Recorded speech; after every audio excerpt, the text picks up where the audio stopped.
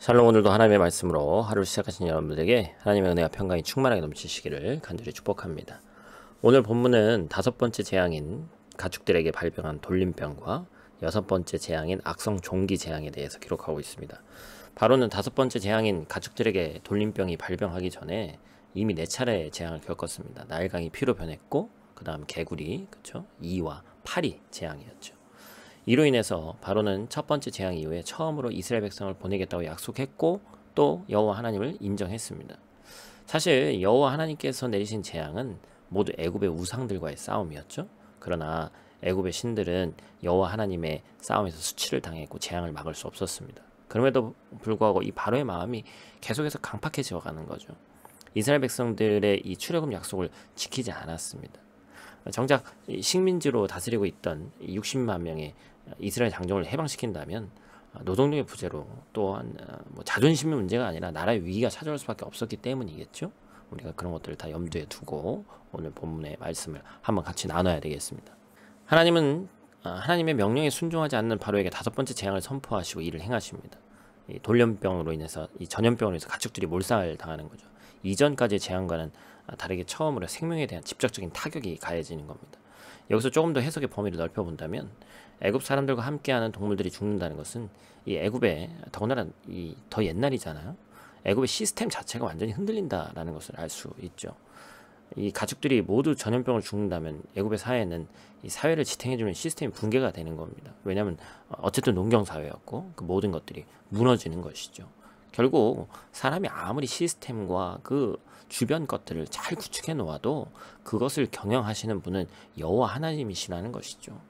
지금 시대도 똑같습니다.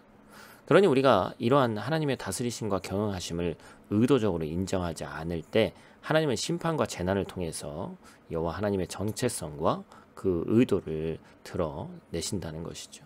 그래서 하나님께로 결국에는 돌아와라라는 것입니다. 앞서 말씀드린 대로 당시 애굽은 동물들을 신으로 섬겼습니다. 가축 중에는 이 숫소의 신인 아피스와 암소의 신인 하토르를 추앙했어요. 따라서 가축들을 구별해서 애굽의 가축들만 죽인 것은 그들이 섬기는 우상을 무너뜨렸다라는 것입니다. 다시 말해서 그들이 믿는 신의 죽음을 의미하는 것이죠.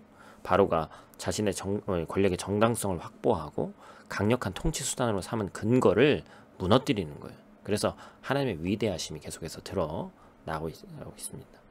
여섯 번째 재앙은 악성 종기 재앙입니다. 하나님께서 모세와 아론에게 이 화덕의 재 두 웅큼을 가지고 바로의 목전에서 하늘을 향해 날리라 이렇게 얘기하셨죠.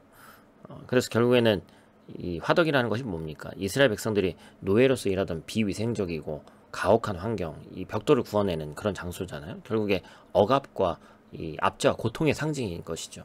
다시 말해서 화덕의 재를 날리는 것은 결국에는 이스라엘 이 백성을 억압하던 바로와 애굽 사람들이 그 죄를 상기시키고 그들이 가한 고통을 그대로 돌려받게 하시겠다라는 것이죠.